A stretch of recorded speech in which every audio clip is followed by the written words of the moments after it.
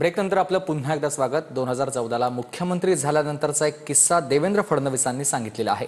एक चिमुकली धन्यवाद मुख्यमंत्री काका अशा आशाचा फलक घेऊन उभी होती आणि त्या कुटुंबाला भेटलो तेव्हा तुमच्यामुळे मी आज जिवंत आहे। मुख्यमंत्री आरोग्य योजनेमुळे माझ्यावरती उपचार झाले असं ती म्हणाली। हीच खरी पोचपावती होती असं देवेंद्र फडणवीस म्हणाले। 2014 सालचा त्यांनी किस्सा सांगितला।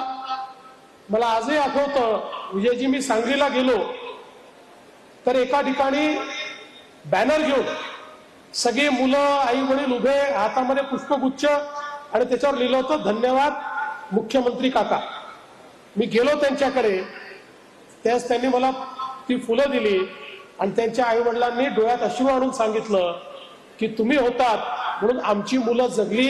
हे जे काही हार्टचं ऑपरेशन करायचं होतं हे करण्याची आमची ऐपत नव्हती।